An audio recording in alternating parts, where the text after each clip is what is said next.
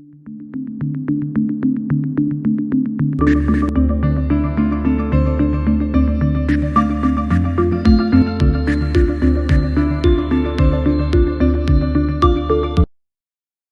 to Biztech's Trade Conversation Show. Our guest today is Sabine Geldermann, the Director of Drupa and Global Head of Print Technologies of Messe Düsseldorf.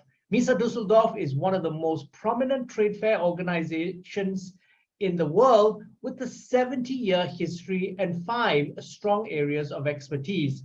Now, to tell us more, welcome to the show, Sabine. So thank you very much for your nice introduction, and it's a great pleasure being on the show, and thank you again for having the opportunity to talk to you. Now, Sabine, for a start, could you give us an overview of your role in Drupa as Director of Drupa and also the Global Head of Print Technologies? Yes, certainly. So I joined Messe Düsseldorf in 2013, and I'm responsible for the world-leading trade fair of printing technologies, and as well satellite shows and trade fairs being mainly in Southeast Asia, amongst them the Print International and Corporate Asia here in Bangkok, and as well a show in Shanghai, all in print China, then a show in Jakarta in Indonesia, Print Plus, as well as Print International in the Philippines. So at the end of the day, we're just driving together with our colleagues worldwide the industry when it comes up to global mega trends that impact on printing technologies as well as on packaging. And we are all working together when it comes up to conceptual things, and guaranteeing that we will remain one of the major and most important platforms for the worldwide industry on a 4-year cycle. Now, tell us about the event in 2024. What are you looking at in terms of achieving from that? So Drupa has a unique selling point when it comes up to innovation as well as technology trends and a vision for the industry. So we are just working on our goal to attract again the worldwide industry in Düsseldorf for 11 days. So showtime will be very intensive, and needless to mention, in the past 2 years, given the impact of the pandemic, there were 2 major global trends impacting the industry. First of all, the ongoing digitalization, and by that as well, themes and topics regarding automation, efficiency of machinery, and on the other side, circular economy and sustainability. So I think everybody has on its agenda these major topics when it comes up to meeting the requirements of, let's say, sustainable aspects for the future. And if it's not even on the agenda of big corporate companies or even brand owners, whatever you name it, it will be soon, given the European or even the worldwide regulations that will be expected from now on in the near future.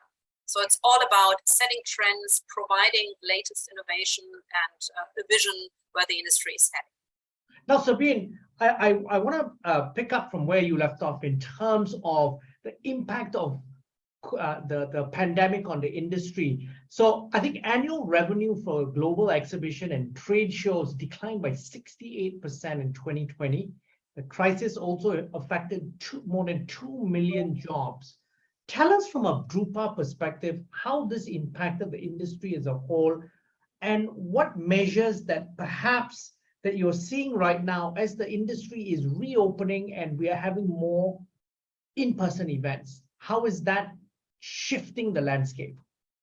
Yes, so when it comes up to Germany as being one of the most important countries for global trade fairs, it certainly hit our industry extremely.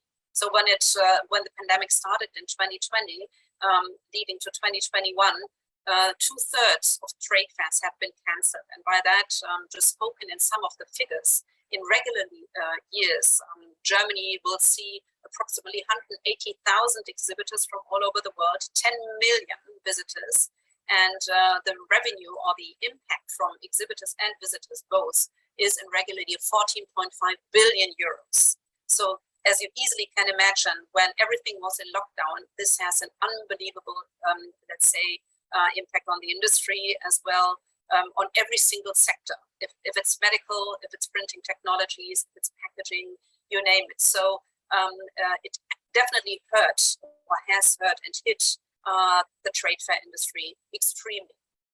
Spoken for Drupa and for printing technologies, we have seen a lot of disruptive supply chains. So even though the industry was recovering a lot and was resilient in some areas of the industry, due to lockdowns all over the world, supply chains were disrupted, and by that as well, production. So we were talking about child labor, and industries that simply had no chance even to send out their service personnel or the maintenance. And so that has caused enormous challenges for everybody in the industry. And now the industry itself, in terms of events, because over the last 2 years, people have gotten used to the idea of going virtually. Now that we're opening up, we're seeing more hybrid events. But what are some of the trends that you're seeing across the world that perhaps will set the stage for the future? Because I don't think we're going back to the past where everything is in-person events. Very interesting question. So what we observed, at least, there's certainly room for digital or hybrid formats. And even my team and I, we experienced a so-called 4-day virtual Drupa in 2021, which was an outstanding experience, but on the other side, did not at all substitute a face-to-face or on-site event. And what we are just observing since trade fairs have gained again in dynamics since May this year, is that as long as trade fairs can take place again face-to-face, exhibitors and visitors both will most likely concentrate very much on in-person events, specifically when it comes up to capital goods. So talking about technology and machinery, people would like to have a different customer experience than you can just gain via a digital format. Machinery as well as, let's say, capital goods that need an intensive consultation or recommendation, face-to-face involvement, you simply would like to touch with all your senses products and let's say workflow, and that is limited when it comes up to digital formats. And exhibitors on the other side, I mean, we just did research all over the different industries we are serving, and they all came to the same conclusion because they themselves experienced digital events, press events during the pandemic. But when it comes up to sales and targets, you simply get not at all the same results as on an efficient platform face-to-face, because we are no avatars. I mean, we're still human beings that would like to interact, negotiate, and discuss. Live performances, or even just go on in extremely and intensive networking activities to access the requirements of your potential customer or existing customer. So yes, there has been dynamics and there has been added value with all the digital and hybrid formats, but still feedbacks from customers, I think, all over the world have been, yes, but please make sure that we can get back to let's say, on-site events, because it's simply a different dynamic, it's a different efficiency, and again, it's a big human factor that is around when it comes up to consultancy and explaining technology in a business environment. Now, Sabine, one of the things that also seems to have come up, but I think Messe Düsseldorf has also sort of taken advantage of that opportunity is the fact that there is a shift in some ways away from big centralized events in some industries to more regional events. Yours is more of a hybrid strategy where you basically have smaller events in different countries, but then leading up to the big event. What are your thoughts on this? So I think, yes, the big question was during the pandemic, will German trade fairs having the global approach, will they become more and more European? We all don't have the crystal ball, but however, spoken for Interpack, for example, that is heading next year, or even one of the world-leading trade fairs in plastics and rubber that is starting tomorrow in Düsseldorf, the world is gathering again. And as long as Asia, Africa, or even South America and North America, as long as, let's say, our target groups can travel again, they are obviously having the desire to attend. And so a clear yes, when it comes up to global events, people will come again. That's what I'm observing as well for my responsibility in terms of Drupa. We are just in the, let's say, very dynamic period of allocating exhibitors. And so far, if you take a top 10 ranking, when it comes up to strong exhibitor nations, it's interesting that we observe the same statistics in comparison to the last previous editions. So strong countries that always have been in the, let's say, on the exhibitor side, such as Germany or even Italy, from European sides, or Switzerland, the UK, they are having a great impact again. However, as well, China, the US, India, Japan. Japan has always been a country that was driving the industry for many years, and they are having thought leadership in so many technologies. And it's so, let's say, we are so pleased to observe that they are all registering again for Drupa in 2024.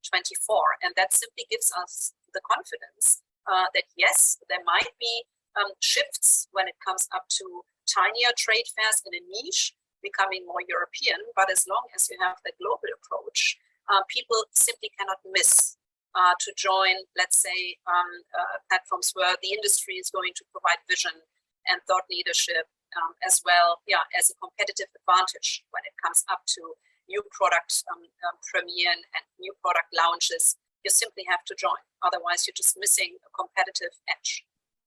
Now, Sabine, you're in Thailand now, basically for the event. Tell us what, as potential visitors, or we should be watching out for. So the PPI International, combined with the co-located event, the Biztechasia, simply provides as well an impetus, specifically now after the pandemic. It could not take place, it has been postponed, and we are eagerly looking forward to getting, again, an insightful presentation of newest technologies. We are having a mixture of global participants such as HP or even Bob's in the packaging area. Heidelberg, you just mentioned it in our introduction or in our personal conversation. They have a strong presence. Konica Minolta, companies from Japan. So I think it's as well a must-attend event for a very dynamic market, as Thailand is growing when it comes up to many expectations. Packaged goods, print is still very strong in education parts, but as well in the graphic arts industry. So next to the exhibition side, visitors can expect a highly relevant conference program in the areas of packaging and printing technologies. So everybody should be encouraged to join and to get the opportunity to network after a long time and to gain knowledge when it comes up to knowledge transfer in all these conferences and direct interaction with exhibitors. Now, Sabine, is this a purely in-person event, or is there a hybrid element to it? It's more or less in person event. So conferences, we have some hybrid I think formats from the exhibitor side. However, we are not going to stream our conferences, but they will certainly be let's say taken by videos. But we have no digital visitor ticket, for example, that you can access only virtually and participate. It's the strong focus is on the face-to-face event, as everybody more or less requested. Now, Sabine, thank you very much for taking your time to join us for this conversation. Are there any final thoughts you'd like to leave us with? So, I would certainly like to encourage the network in Southeast Asia and to participate or to follow us on social media, and as well on our digital and virtual contributions we are sharing on our social media communication channels. And let's see what is going to happen. I think the pandemic has been like an accelerator when it comes up to digital solutions, and you have to follow, I think, world-leading trade fairs to understand where the industry is developing, and that's a big encouragement and an invitation, at least, to participate. Sabine, thank you very much, and it's been a pleasure having you. Thank you very much as well from my side, Brian, and looking forward to staying in contact. Now, we've been speaking to Sabine Geldermann, the Director, Drupa, and Global Head of Print Technologies of Messe Düsseldorf. I'm Brian Fernandez, and this has been Biztechasia Trade Conversation Show. This interview will be on our website, www.biztech.asia, as well as our social media platforms. It will also be on our syndication partners, TV stations, radio stations, and websites. Thanks a lot for tuning in.